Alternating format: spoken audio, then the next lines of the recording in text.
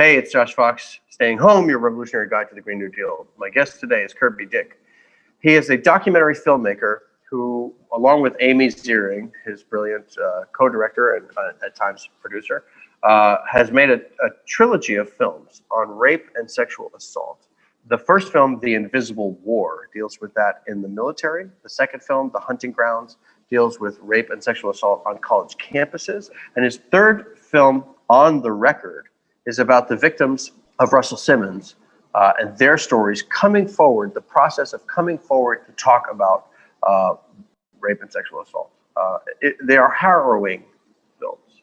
They are films that make you want to cry out for justice, and films that make you want to see reform, change, any empowerment of women. You want to, when you watch these films, they're such a difficult experience, but it's very important that men, especially men, watch these films, and that people in positions of power watch these films, so that we can begin to address the rampant, ubiquitous sexual assault and rape that's happening in our civilization, in our society. So it's a great honor to have Kirby Dick on to speak about this decade worth of his documentaries that have been so impactful, that have changed laws, that have created regulations within the military, that have changed college campuses, and have changed consciousness in a quest for justice. So let's listen in to this interview with Kirby Dick, director of Invisible War, Hunting Ground, and co-director of On the Record. It's a great honor and a privilege to have Kirby Dick, Oscar-nominated documentarian, the co-director of On the Record, the new documentary on HBO Max, I think, about Russell Simmons and the accusers of Russell Simmons, which is extraordinarily powerful, but also the director of two previous feature films, which were produced by Amy Ziering, the co-director of On the Record, The Invisible War and The Hunting Ground. Both films which expose and speak to really an incredibly profoundly emotional way about the culture of rape, the first in the military, then on college campuses, and then with this latest film, speaking about Russell Simmons in particular. So, Kirby, thank you so much for being on the show, and it's great to be able to talk to you. It's a real pleasure. So this work is extremely harrowing, I'm sure, to do. Yeah. And I remember speaking a lot with Amy, who coincidentally was one of the executive producers of my film Awake, A Dream from Standing Rock, who I admire enormously, and who I think, we were both in this sort of strange position of The Invisible War and Gaslight, but held up as examples of films that had actually changed things. Right. So let's just back up for a second and talk about The Invisible War, which I think came out in 2012. Which was about rape in the military, and how incredibly powerful that film was. Just let's talk about that movie first. So talk about The Invisible War. How did that project start? How did it come to you? Describe the problems that were happening and probably are still happening within the military. Oh yeah, definitely still happening. Yeah. Well, we came across an article that mentioned that there was rape in the military. It didn't say that it was ubiquitous. It just said that it was more common than people, realized, that it happened, more than occasionally. And we were really stunned by that, because our image of the military, of course, I've never served, was, there's this complete order. How could this even be happening? And we started to investigate it, and we found out that it was extremely common. I mean, figures as high as 20 to 30% of women in the military are sexually assaulted. And I'm not sure what the figures are, but maybe in the 5% range of men. And so actually more men are assaulted and raped in the military than women.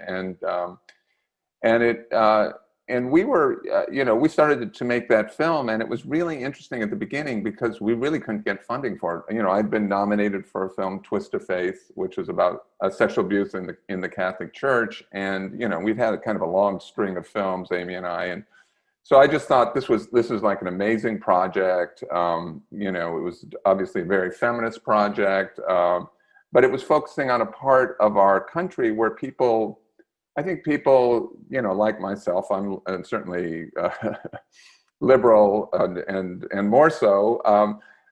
You know, oftentimes we don't think about the experience of people in the military, and so we tried to get funding for it, but it seemed like that the places where we normally got money weren't that interested in those in you know, their experiences. And so we set out to do it on our own. We funded it ourselves for most of the way through. Mm-hmm.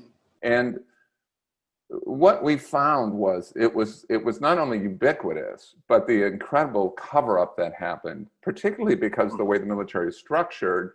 You know, there's an incredible chain of command, and the commander can just, you know, something happens in his unit or her unit, and they just obviously don't want the word to get out, and they can just shut it down.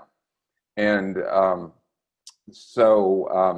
know, it was something that we really felt needed to be exposed. And fortunately, you know, Independent Lens came on, you know, and that was great. And then we, you know, went to Sundance, and then it, you know, it had quite a life after that, because Senator Gillibrand saw the film, and she picked it up in 2013 as sort of her signature issue that she was going to bring, you know, into Congress, into the Senate, and she really did. I mean, that thing kind of blew up, and the film, she was using the film as sort of a battering ram, really, all the way through Congress, where there were 5 hearings that, you know, as a result of the film. And we were at one, which, you know, this is a huge, you know, the Armed Services Committee, which is one of the biggest committees, maybe the largest committee in the Senate. And there were, you know, there were 20, 25 senators there, and there was just a whole bank of, you know, 3-4-star generals who were, being, you know, interviewed by the senators, and each one of them, you know, just said how powerful the film was and how much it had changed their perspective. Of course, you know, and it really had an impact, and it led to, you know, the passage of, you know, 35 reforms through Congress and getting passed into law. So it was, you know, it was, you know, I think it hit really at the right time. And this was in many ways before this, what we call the Me Too era, right? Yeah. I have to say, you're tuned in to Staying Home. We'll be right back. You're tuned in to Staying Home, the Revolutionary Guide to the Green New Deal. I'm with Kirby Dick, documentary filmmaker, Oscar nominee, director of The Invisible War, The Hunting Ground, and the new documentary On the Record. So this was a moment when people in the military, women in the military, were not speaking out. Yeah. They were, there was a code of silence, a wall of silence. And it's described so horrifically in the film. 8% of sexual assault cases in the military are prosecuted, and 2% result in convictions. Right. And that this is I have had a lot of experience working with the military as well, doing work on the Iraq War and other things, Sure. other films and projects. So it is a whole separate culture from the way the United States works, or you would think justice works. Yeah, but penetrating into that.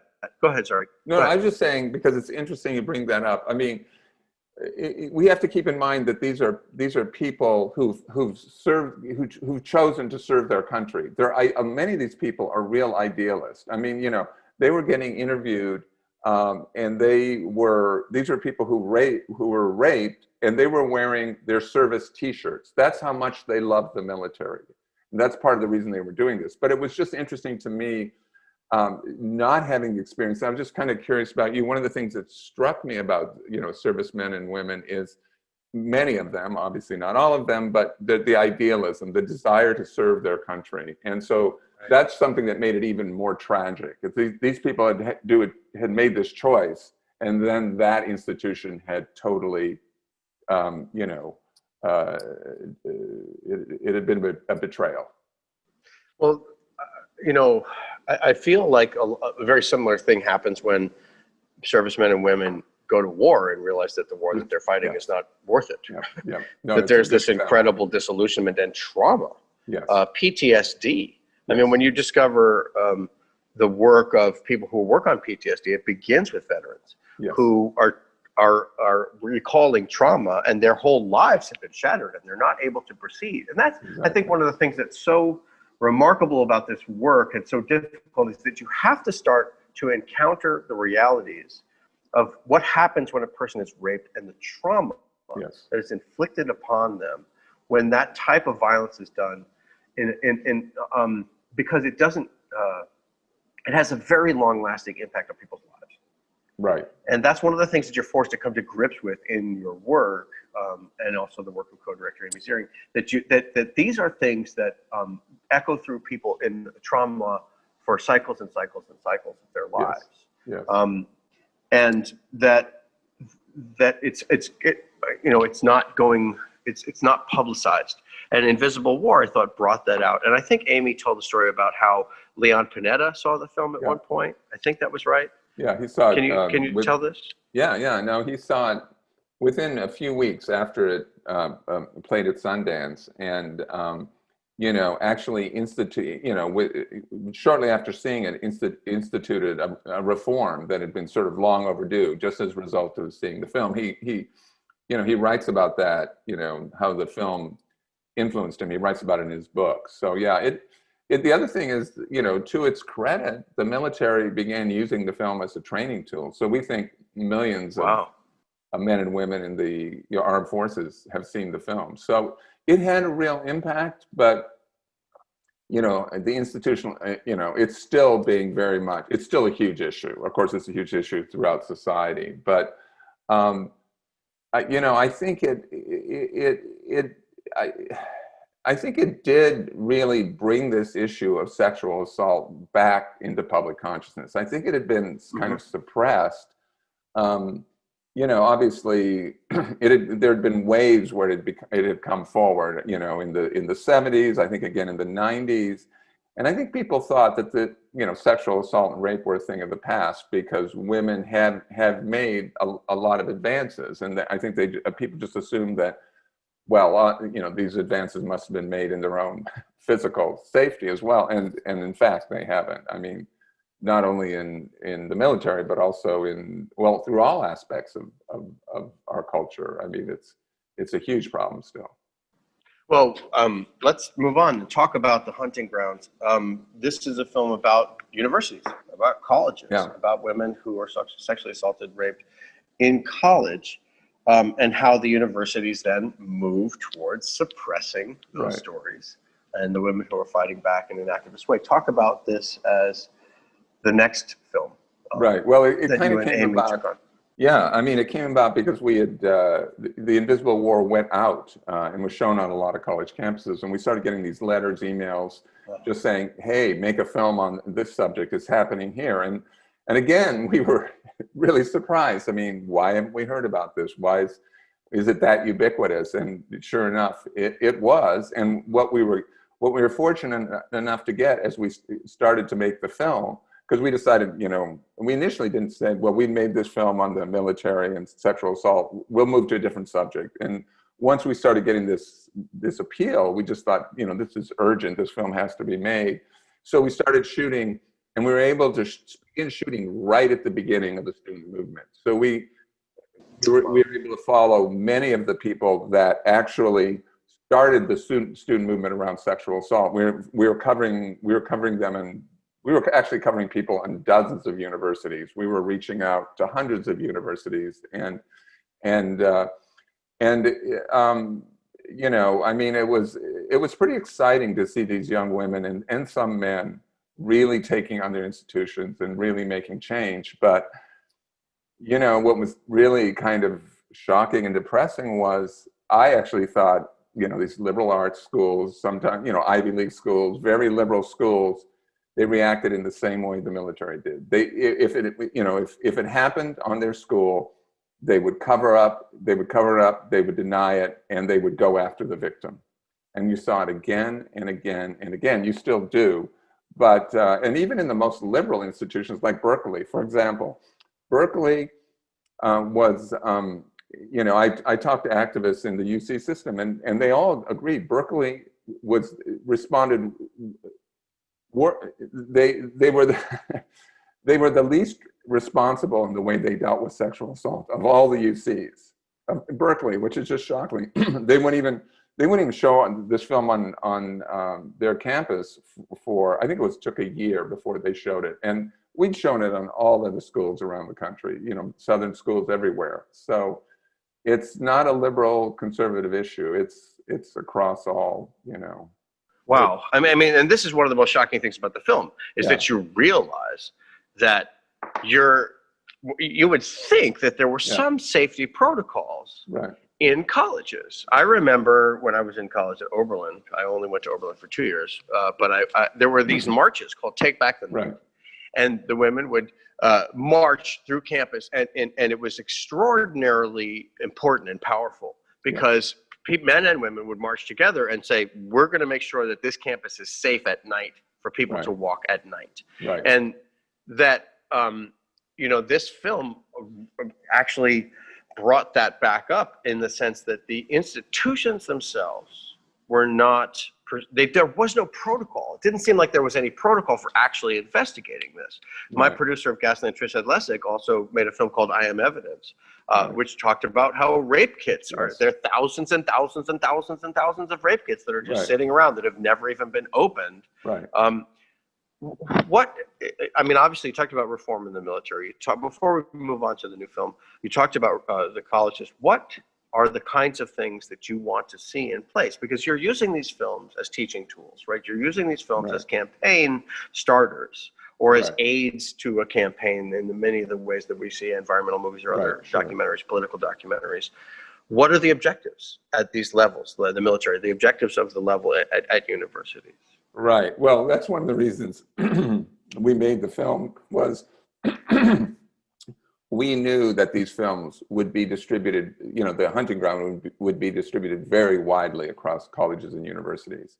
And what happened was every time a film went into a college or university, there would be this reaction and this political movement that would start. So I think it influenced policies on hundreds, if not thousands of schools, because finally there was this very powerful polemic, really, this very powerful exploration of what was going on their very campus. And there were people scattered throughout the administration who really knew this was going on and didn't have the power to do it. And they would rally around this film, and students would rally around this film.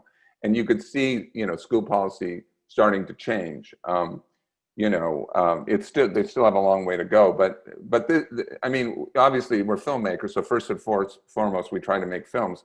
But we also know that documentary films are a very powerful way to make change, and so we really try to structure in a way that not only does the audience feel like they're getting a powerful cinematic experience, but it's something that once they see this film, they cannot go back.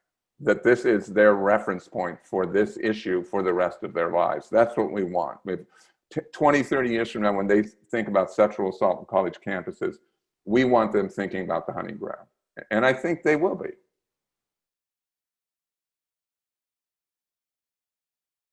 I'm with Kirby Dick. This is Josh Fox, your revolutionary guide to the Green New Deal, staying home. Kirby, before we move on to the new film, just one question. A lot of the face of, obviously, appropriately so, the Me Too movement and all of these movements are women. Right. And you are a man. And you are making these films. I mean, obviously, it's in a partnership, close partnership with Amy Ziering. But talk about, as a man, why it's so important. Because I believe in this too, right? I consider myself a feminist. It is so important for men to bring this issue to the fore. Talk about how that's important. Talk about some of the ways in which that is all too unique, unfortunately, of a position for yourself. Well, I mean, sexual assault is not a women's issue. I mean, that's where that's the first and I think most important thing to realize here. This is everyone's issue, right? I mean, we all have a responsibility for everybody, and you can't just let half the population just be put at risk. We all have this responsibility. Secondly, many men are assaulted.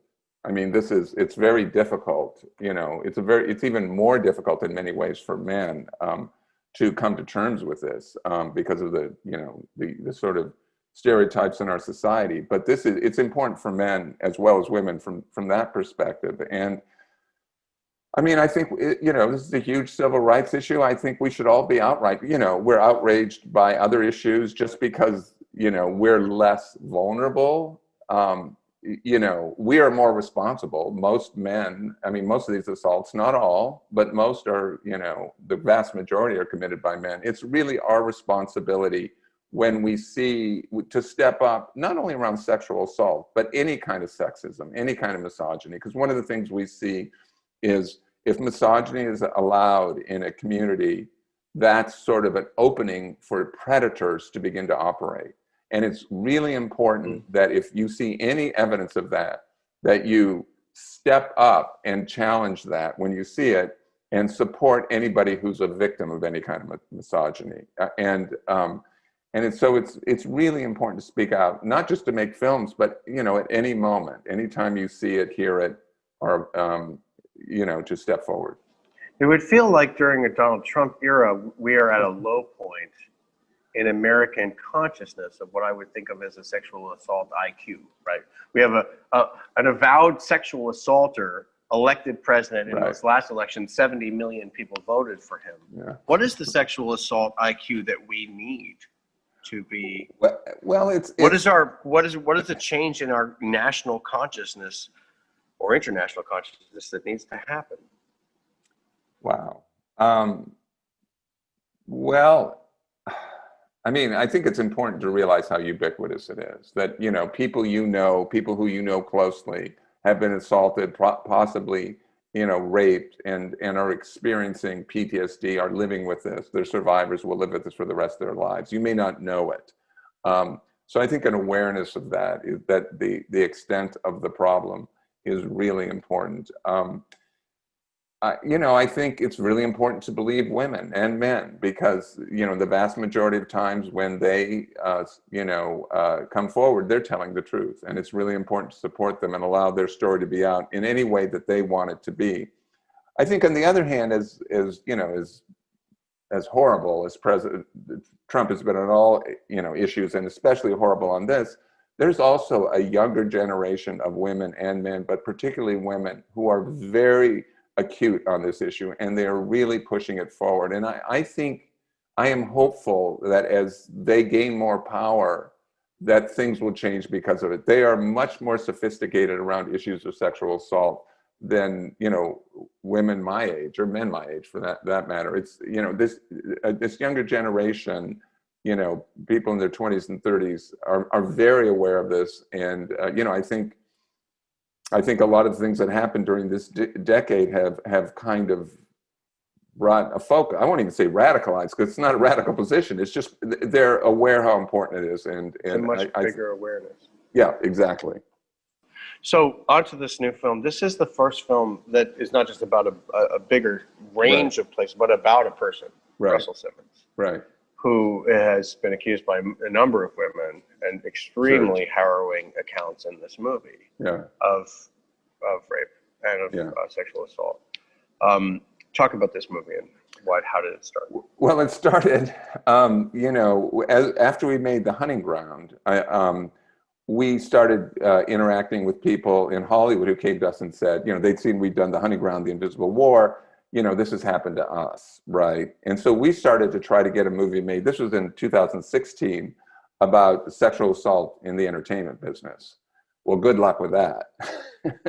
We went around to, a number of networks and streamers, and, it was just like, no way. They were nice, they're great people, some of them have made some of our films, but it was like, oh no, we're not going to get involved in that. And so, even after Oscar nominations and all of this reform, people in Hollywood were like, no, that's okay. No, we're good. Well, totally. If it happens in your, in your industry, the cover up is sort of the MO. And so, And so then, you know, when the Me Too movement broke, we were immediately contacted by Impact Partners, you know, because we have a good relationship with them. And they said, hey, you know, do you want to make a movie on this? And we said, well, you know, we've been trying. And they said, okay, go. And I just want to say one thing about the Me Too movement, which, because I think a lot of credit can go back to those men and women in the military who spoke out, who they spoke out. They, in many ways, they activated the students on colleges' campuses, right? Because they saw what was going on in the Invisible War, and a lot of them had seen that. And then those students, you know, when in the Hunting Ground, the film, the Lady Gaga's song was nominated for the Oscars, and she did this amazing presentation at the Oscars where she had 50 survivors on stage. You know, and I think that was kind of a showstopper for that award event. And I think a lot, I mean, of women and men around the, you know, who are in entertainment looked at those young students up there and said, look, I've got, you know, this has happened to me. I've never told anybody, and they're telling the whole world. And I think it started people thinking. So I think it actually primed Hollywood for when these, you know, this great reporting came out, that yes, I'm in, I want to be in. Anyway, we decided we were going to take a very broad approach. We were not only looking for sexual assault and rape in the entertainment business, but we looked in Silicon Valley. We looked in just a very wide range of things. We went in, you know, field workers, the restaurant business. And in the process, we came across the story of Drew Dixon, who was central to the film. Central to the film, on the record, who was, you know, sexually assaulted and raped by Russell Simmons, and she was just, you know, when you make films, you know, every so often you come across a film subject who is just so powerful in the way they speak, so, you know, has such insights, has an amazing story, and you just know that this is a person you want to build a film around. And you know, Amy, who does all the interviews for the film, she's an amazing interviewer. She really is able to, you know, not only set a safe space, but just set this kind of intimate, personal, intense sort of space where people end up saying things that they've never said to anybody else and feeling good about it afterwards. She's able to do that.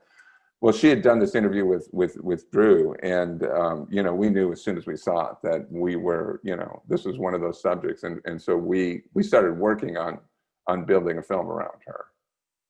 Drew Dixon, a person who had a real imprimatur, in a sense, in the Yes. film, in the music industry, Exactly. who had created hit records, Yes. who had a very strong eye, Exactly. who may have been the person who Piggy Smalls, you know, like found Piggy Right. Smalls and all the things that are in the film, and who is now 48 years old and looking back at this, and she came forward because she saw other people had come forward.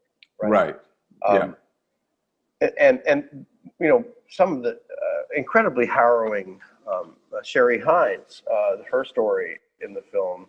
Talk about what do you want to see as the impact of this movie, right? We obviously know that in the military you were looking for this, in schools Right. you were looking for this. What about this is different, where you're focusing on one person, and without, you know, no small controversy. You had Oprah Winfrey as a co-producer. She Right. dropped out as executive producer. I have to say, you're tuned into Staying Home, your Revolutionary Guide to the Green New Deal. I'm Josh Fox. I'm with Kirby Dick. We'll be right back. You're tuned into Staying Home, your Revolutionary Guide to the Green New Deal. I'm Josh Fox. I'm with Kirby Dick. We're talking about On the Record, his new documentary with Amy Searing on HBO about Russell Simmons. So what are the objectives for this film, which is not aimed at an institution or Right. you know, like the military, but rather at one person? Right. Well, it's called On the Record because we started filming Drew before she even decided to tell her story publicly. And we followed the process of her making the decision to come forward and go on the record with the New York Times. And, you know, we all know the way most of us know about sexual assault is certainly through the media is after somebody has come forward. but there's a very long, difficult, soulful, soul-searching process that happens before. And we were able to get her at that point and follow her step by step as she goes through it, and then continue to follow her immediately afterwards, because obviously everything changes once you finally tell your story. And so the opportunity to follow an individual's experience through this from before she's even gone public to, you know, years after, I think conveys the experience of what survivors go through. I don't think audiences, there's no way that audience could be aware of that unless they, you know, see something like this. And then, of course, I mean, what struck me with this film is just the way that your life can change in the blink of an eye, and that this can be so shattering for people. Yeah. And that these women felt that they could not speak out, specifically because of the industry that they were in, right? Talk about the specificity of that. I mean, there's been criticism of the film because of its, you know, relationship to hip hop. There's also been great praise for the film because it's calling certain misogyny out, right, that can be commonplace in hip hop. Well, talk about that. Yeah, no, I mean, I'm not sure there's been criticism of the film because of its relationship, you know, it's, you know, because, you know, Drew was, you know, a hip hop producer. But I mean, I do want to say, and I think it's obvious from our filmography, you know, certainly there's sexual assault and misogyny in the music business and, you know, in the hip hop business, but it's everywhere. And this is not a film that's critiquing the music business per se or hip hop per se. I mean, you know, it's a you know, a quintessential and brilliant American art form, and it's, you know, it's an examination of what happens when a predator is operating in that business. And predators operate in all businesses. I think that's what's really, and it's not even, this is not a film about Russell Simmons, though. This is a film about the courageous women who came forward and actually, and came forward so that he would not continue to assault other people, and their experiences and how they came forward. So I think that's really important to understand. So part of this plea is obviously to a single person to stop this behavior. But what is justice in this situation? How does justice come about? You know, and what are, that's one question. It's a big question. What is justice in this arena? And also, what is needed in terms of prevention? Well, that's a big question. Well, you know, I think there's many types of justice. I mean, there's, you know, the ability for someone to come forward and be heard and publicly tell their story and not be attacked and ashamed and destroyed. That's a form of justice. I mean, another form of justice is for somebody to be prosecuted for a crime or crimes they committed, and, you know, be sentenced. But is that a possibility in this case? Is that part of what you're aiming for? It's there. I think there may still be an open investigation, but, you know, it's always a challenge, you know, for any case. So I would be surprised. I don't think it's totally out of the question. No, I think but I would be surprised. But I think for the women in particular, the most important thing is that they were able to get their story out. They were able to now live a life where this, as we, you know, where we started, this experience of PTSD, of surviving this. And I mean, it's hard enough to deal with this trauma and live with it, but to live with it in secret is even harder. And now at least it's out and they can deal with it. People believe them, rather than, you know, whenever before they tried to tell their story, they were shamed or called, you know, called liars. So I think that's a huge step for them. Well, I guess the reason I'm asking is because obviously in this work, you are trying to appeal to a change. Right? Yeah. A change in society, a change in consciousness, but that this is an arena in which our system has failed us so much. Yeah. Right.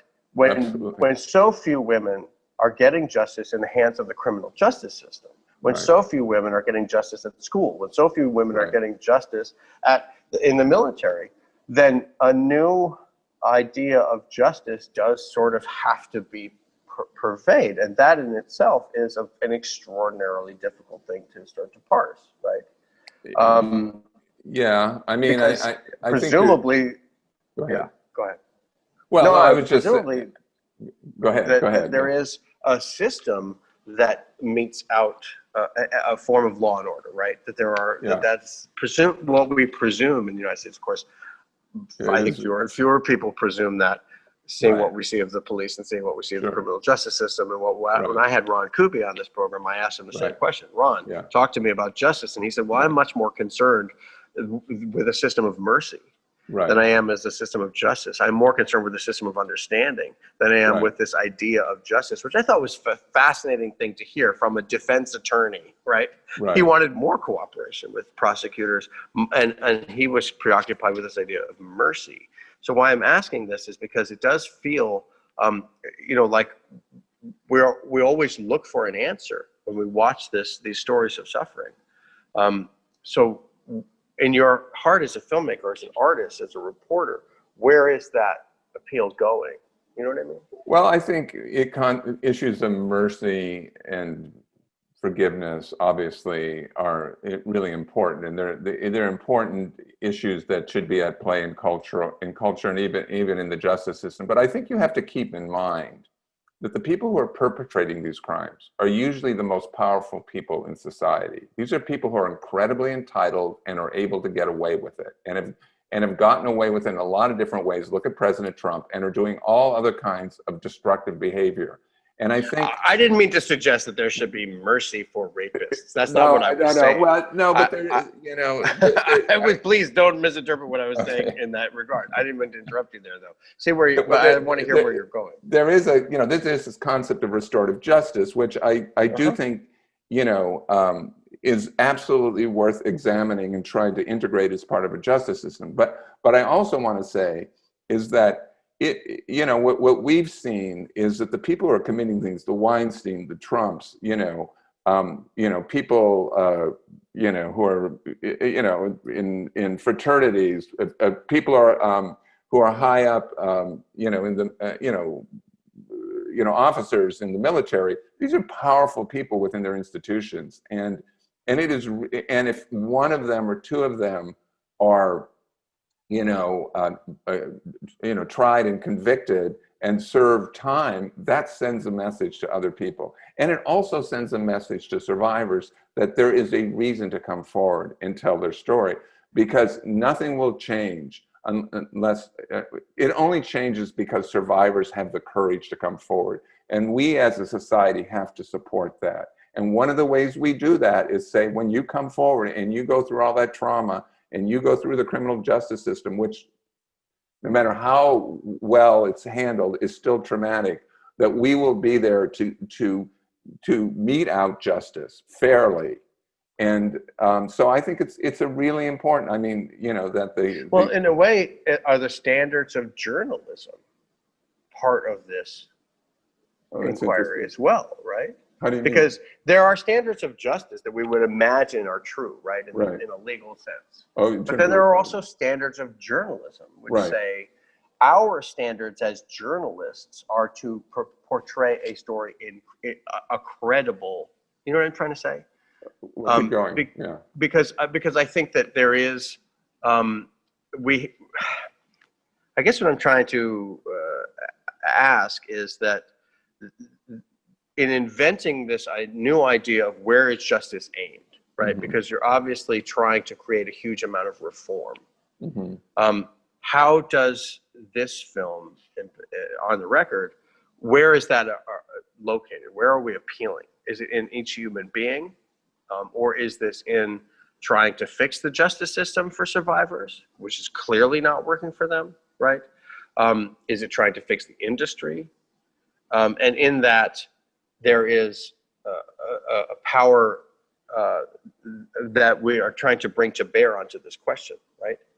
So, does that make sense? Yeah. I mean, certainly the Invisible War and the Hunting Ground. I mean, part of the reason we wanted to get this story out is, we felt that reform was really necessary, and we constructed the film in such a way that we felt the story would be most powerfully told and be received in such a way there'd be reform. Like, for example, with The Invisible War, this is not an anti-war film. It had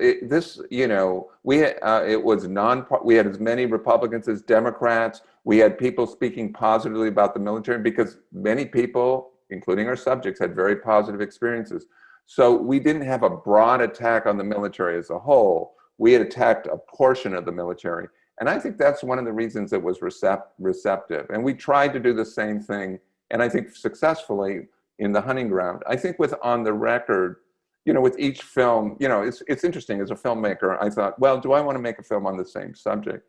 What I found was, I made The Invisible War. I thought I knew what there was to know about sexual assault. I went to another completely deeper level when I made The Hunting Ground, and yet again with On the Record. It's just a deeper, more profound meditation. And in this case, it was focusing on the individual experience of someone, leading up to the moment of going on the record, and then everything that followed. It was wanting people to understand the individual personal experience and less a focus on the institution, which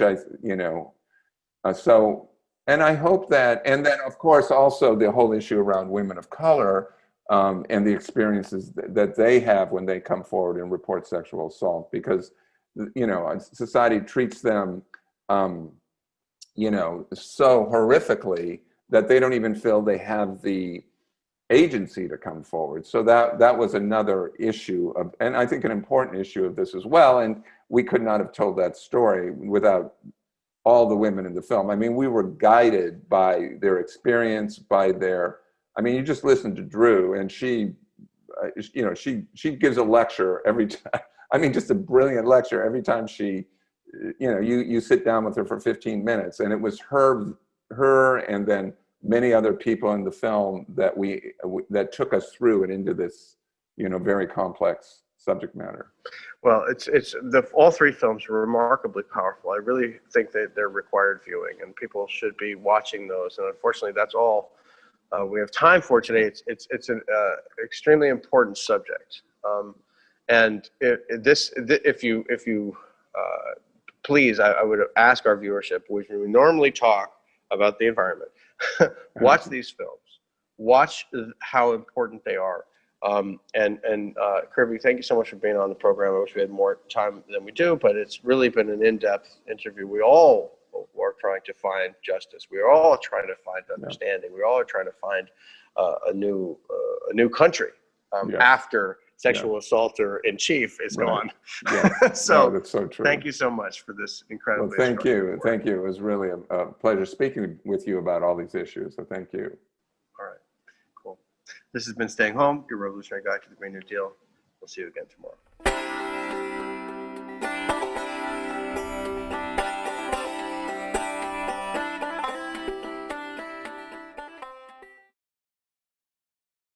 We're very honest that we're progressives. We call the Young Turks home of progressives, and we support progressive candidates. There has been this reemergence of political activism, especially among young people. This weekend was the second Women's March, both across the U.S. and across the world. So these people are not simply marching, they're not simply talking, they're also running for office. And when they do run, they're going to make a difference. Joe Crowley is congressman from New York. He's very powerful. Why? He raised a lot of money. But there's someone finally challenging him. We need to have representation that advocates as fiercely for working class people as possible from this seat. If candidates like Alexandria Ocasio-Cortez even get a little bit of media attention outside of what the Young Turks does, they have an excellent chance of winning. She's gonna win. She's gonna win. 68% reporting. The majority of Americans want Medicare for all. So I don't care what you and your corporate cronies want. What I care about is what the American people want. We believe in total change. Everything runs on donor money.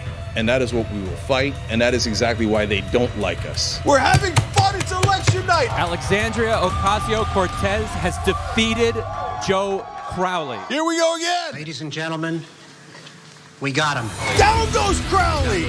Down goes Crowley. Down goes Manafort. Down goes Cohen.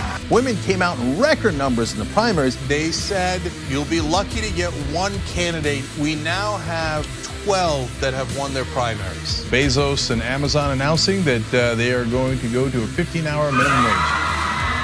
We're making progress. Let's keep going. Many of these women made history. The biggest victories, all women of color. Rashida Tlaib and Ilhan Omar, Sharice Davids and Deb Haaland. And I want to go to Congress because I want to change those things. I'm calling it. Jamal Bowman has won. Down goes Engel.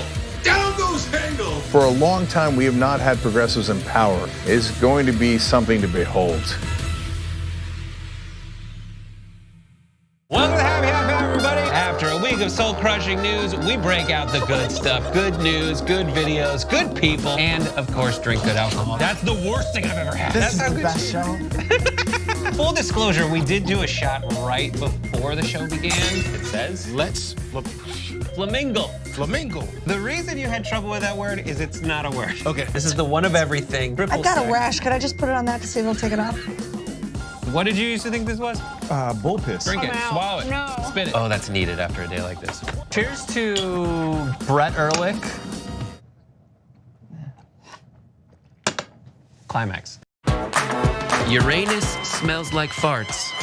Because of course it does. This is the worst sketch ever of a perp. But guess what, ladies and gentlemen? They found the guy. This is Sophie's super happy dog story of the week. This dog is so precious and deserves the world. I'm just not drinking that beer. Here's my dog. This is Onyx. Yeah, I would just say that he's exotic because he's not your traditional dog.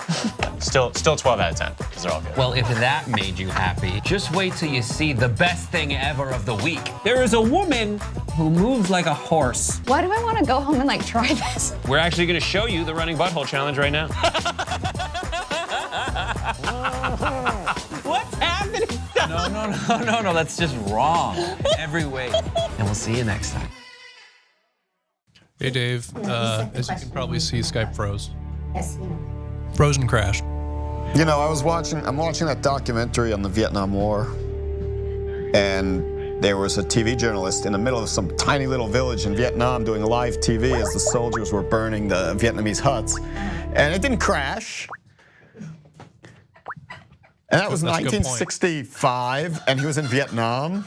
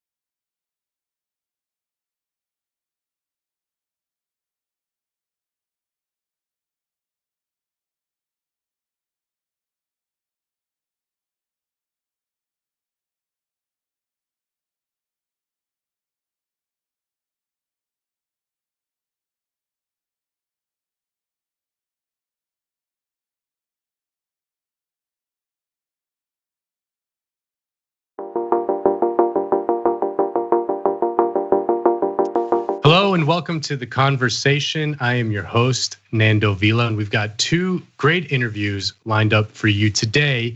The first is with Angelo Carusone. Angelo is the CEO and president of Media Matters, which is a nonprofit organization and the United States' premier media watchdog. They watch all the Fox News clips, so you don't have to, and then they get you the best bits. So Angelo, how are you? How's it going? I'm good, thanks for having me. Hanging in there? Yeah, we're holding together. I mean, I'm in DC, so it's like especially tense here right now. Wow, yeah, I can imagine. Obviously, a lot of news happened. There was that thing that happened last week in DC. I want to ask first about your reaction to Twitter and Facebook banning Donald Trump.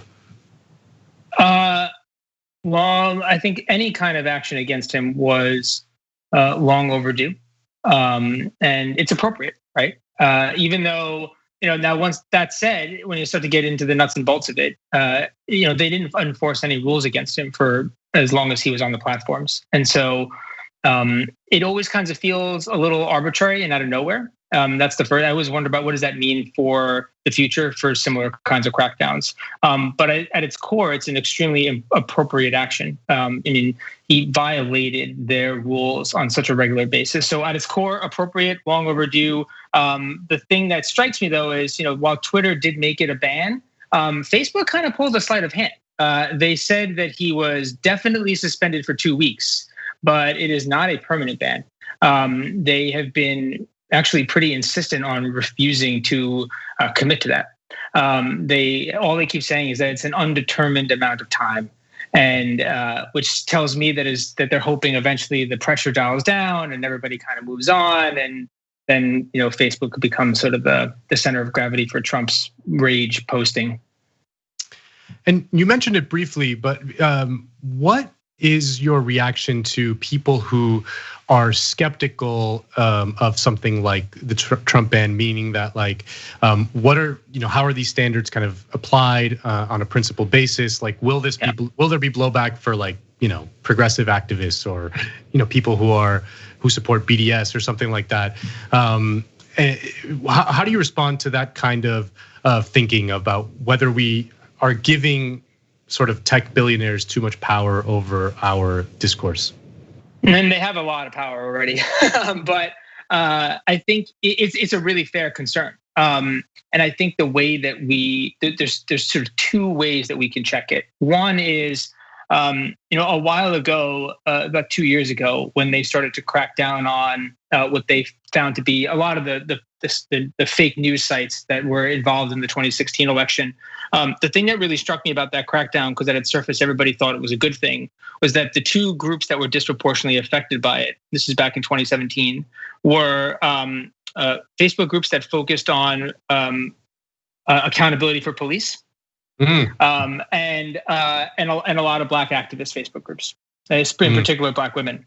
Were disproportionately targeted in that purge. And so that actually reinforces the concerns, right? The one thing that was missing though, as a check on that, was that there was so little awareness across the board within the news media, within the public, about what that crackdown actually meant. And people sort of bought Facebook's PR spin, that they had done a really good job of cleansing their system from bad things. So I think one actually relies on us and the media to be more mindful about these things, right? Because they are sensitive to public pressure. I think the second check is, in this case, there was no new rule that was created. In fact, the single biggest rule, that at least in Facebook's terms and Twitter, they had just finally decided to enforce their incitement policy. Trump first called for a revolution after the 2012 election. I would just remind everybody, it's not his first time trying to overturn an election. It's actually Facebook has this thing called the public figure exception. And what that basically means is that a public figure can do and say anything they want, even against their rules, and they won't enforce anything against them. So all Facebook did was say that in this circumstance, they're not going to apply their public figure exception rule. And I would be fine with that if that was more universal, not less. So I think it's a real concern. I will say I'm mindful of that. And I think that's actually something that all of us have to be the check for, because alternatively there is no other check. Yeah, I mean, my former colleague at Fusion is a guy named Kevin Roos, who's now at the New York Times, and he every day on Twitter he just posts like the top 10 posts on Facebook, and they're just like the most insane right-wing things you can ever imagine. So, on the one hand, there's that. I mean, because the internet has sort of been taken over by these basically private type corporate mega corporations, right? It's no longer this kind of open place. It's really like these private mega corporations built on top of it. And on the one, we can't have a situation like that where like the top 10 posts on Facebook are these insane right-wing things. But also like having Mark Zuckerberg decide what is okay and what is not okay seems problematic to me. I think the what's always left out of this conversation is what the role of public policy is.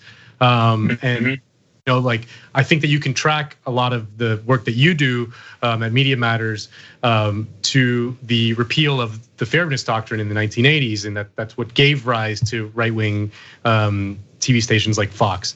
So like begging the tech oligarchs to handle our democracy seems problematic to me, and we don't. I'm certainly not smart enough to understand what the best way to design a public policy for this kind of thing is. But it seems to me like the only solution, something that at least we have some role in as citizens. Yeah, I think you're dead right, and I've so internalized the brokenness of our politics that when asked about solutions, I don't even put that on the table. And that's not because it's actually, you're dead right. It's just I've literally pushed that so far away because it feels like something so far away. But there are real simple solutions actually. I always use this example, which is try to go to Facebook and start a Facebook group. Where it's like, I love Marvel movies, and it's just a Facebook group where you post and upload the latest Marvel movie and watch it with your, a couple of thousand. But you would never be able to do that. Like that's because it's against, like, they would get cracked down on, right?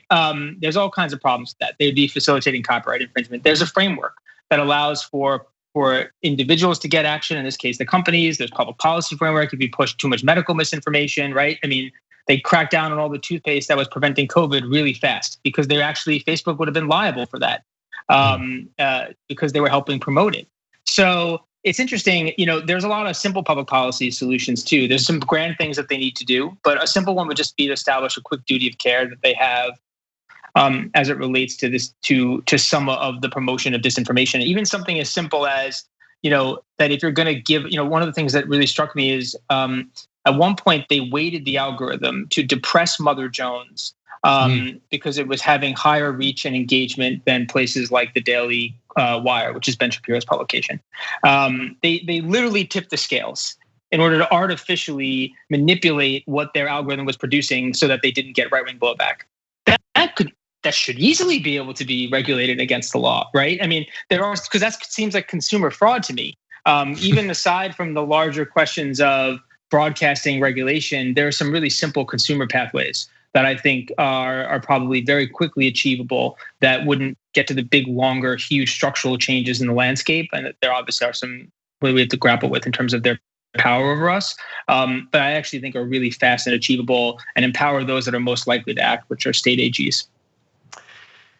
And I want to ask you also about the role of television, because I used to work in television news. I think that in the current discourse, I mean, I'm not discounting the role of social media, but I think that it's probably overplayed to the actual nefarious role that television does. I mean, still the vast majority of Americans get the majority of their news from television. And I wonder what the future of the cable news companies is in a post-Trump era. You probably watched more Fox than anyone in America as the CEO of Media Matters. Where does Fox go post-Trump? Two things. One, they kind of tipped their hands today. They just made an announcement that'll probably go into effect in a few days that they are cutting back 1 hour of their supposed hard news programming, and they're adding an additional hour of opinion programming. So that's an illustration that they're heading in the more Tucker Carlson, Sean Hannity direction than in like the Bret Baier kind of liar, but not like doesn't want to set fires on things all the time direction. And so they've given us a clue. that they are going to try to center themselves as the voice of the opposition, and sort of, and to your point, actually sort of seize that role. The part about Fox that I think is going to be really significant is, the dirty secret about Fox is just like sort of online, but they cheat. They don't need a single commercial. They're the only commercial media company in the world that does not need a single ad. If they had zero ads, they'd still have a 90% profit margin. That's because everybody that has cable pays them at least $2.50. They're the second most expensive channel in everybody's cable box after ESPN. So, they're renegotiating all their rates right now with the cable providers. I think that, how much noise gets made is going to depend on what their revenue is, but ultimately Fox is going to get a lot worse. They're a meteor that's getting pretty close to hitting the surface right now, so they're probably at their most dangerous. Oh, well, that's a terrifying thought to ponder. Yeah. More dangerous Fox News. Well, I think that's a great place to end it. Angelo, thank you so much for joining us and the work you guys do at Media Matters. We're going to take a quick break, and we'll be back with another great interview for you.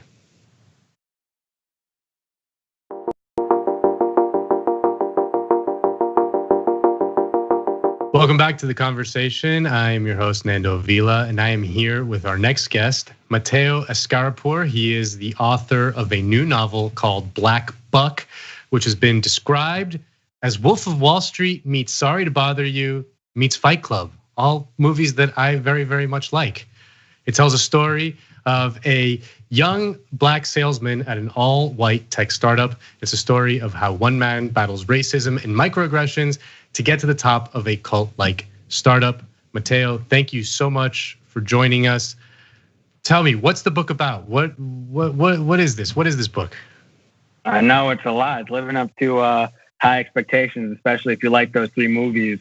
It's about a young man named Darren. He's living in Bed-Stuy, Brooklyn with his mom in a brownstone that they own. He has his mother, his girlfriend, his best friend, his neighborhood, and they have him. He's working at a Starbucks at a Midtown Manhattan location. And one day, this suave white dude, really good looking, silver-tongued dude named Rhett Daniels comes in, and he's the CEO of a startup called Someone. And he says, just give me my regular. But for some reason, Darren says no. And the dude's like, give me my regular. But Darren convinces him to buy another drink. So Rhett, impressed, invites Darren up to the 36th floor. And Darren reluctantly joins the sales team there. But he soon realizes that he's not the only black salesman there. He's the only black person in the entire company. So he fights through racism that's overt and also subtle and almost mundane. And he gets to the top. But once he's there, he says, I don't like being the token black dude.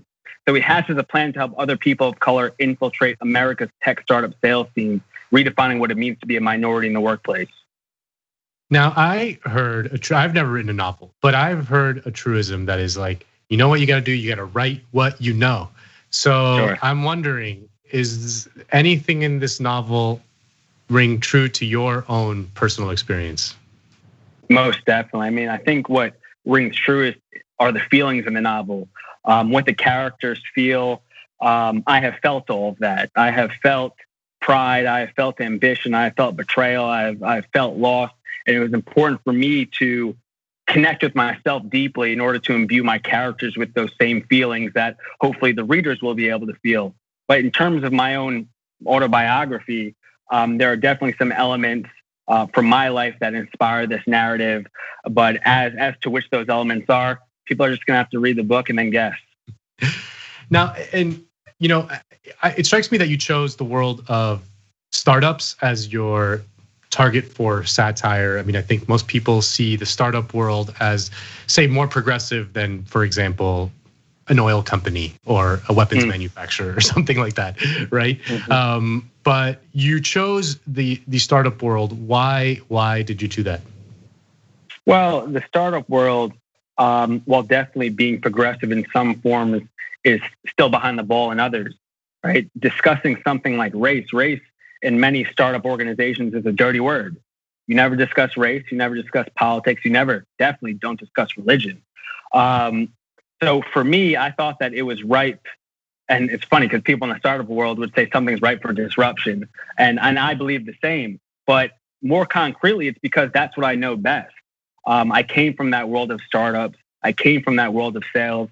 I've been living in America as a black man for my entire life. So the intersection of those three things just gave me a certain competency, I believe, to tell a story that would ring true to myself, to those I want to serve, and also to the nation that we're living in right now. You know, writing a novel, I mean, you're a young lad. You're what, 29? You know, you make me 29. feel incredibly inadequate. I've never written, I'm 35 and I've never written a book. So you got your own show, man. Well, yeah, I mean, this is way easier than writing a novel. Let me tell you, just asking questions. Come on, you guys got to give me all the interesting answers. I don't have to do anything interesting. So, what was that process like? I mean, you know, would you just sit down and write? What's it like to write a whole friggin' book? Yeah, well, the way you put it, I think, is the simple mindset that many people have to reach, which is you just sit down and write. Because if you overthink, then you're never going to come to the page, or you may get to the page, but then you'll stare timidly at a blank Word document. So to answer your question, none of this was really easy. This book, Black Buck, was the third manuscript that I'd worked on. The first two that I'd written never went anywhere. I didn't gain representation from an agent. I didn't get a book deal. They were really a form of trial and error for me because I don't have a formal writing background. I came from the world of sales and tech startups thinking that all of a sudden I was going to be this big writer. And then I was quickly humbled when it didn't work out, not once, but twice. So for Black Buck, I got to a place where I call it F it mode, basically, where I cared about getting a agent and a book deal for sure. But priority number one was to impress myself. And priority number two was to serve the people who I wanted the book to resonate with. So I got to a place where I could just, as you said, Nando, sit down and write and do it as often as possible and without as much judgment. And it worked out, fortunately. Yeah. So like, is this gonna be your new thing? You're just gonna be a full-time writer, or do you see yourself going back to the world of sales, or is this gonna be now what you do? You're just gonna become a novelist? And listen, brother, this book is like a face tattoo. There's no going back. there's no going back to those worlds. People know who I am and what I'm about. I'm certainly a writer, and I look forward to all that's to come. And so I want to ask, like, you know, the novel is obviously satirical in a way. What do you think you want people to get out of it? Like, what is it that you want people to let's say learn after reading your book? Well, it really depends on who we're asking. For some people, I want them to know that they're not alone in their experiences of being the resident other in some of these environments, that they're not paranoid, they're not overly sensitive, and they're not crazy when they think that something wrong is happening. And for other people, I want them to ruthlessly and honestly and with a large amount of courage examine themselves and their own role in this narrative of this book, but also of this world that we live in. And hopefully through that self-examination, through people not feeling alone, it'll lead to action, and action that leads to progress. Ideally, I know it's lofty, man. No. Hey, honestly, I always say that politics happens. I mean, Steve Bannon was right that politics happens downstream from culture. That's a very Gramscian thing, and I subscribe to it 100%. So yeah, I'm with you. And I guess my question would be, now that you have the face tattoo and that there's no going back, give us a scoop. Are you kicking around any new ideas? What's next for you? I feel fortunate that I'm not missing ideas, right? I in fact have too many ideas, so it's just about refining them and figuring out which ones to work on. So I am working on another novel. We got some Scream-related things in the works. That's all I'll say. And I'm fortunate that people are feeling the book so far, and I'm just receiving new opportunities. So I take all of it with grace, and I look forward to the future. Now, you, like me, have a very impressive bookshelf right behind us. Yeah. You have a bottle of wine. You got some nice stuff back there. Sure. What books have made a big impact on you that you've read that inspired you to sit down and write a friggin' book?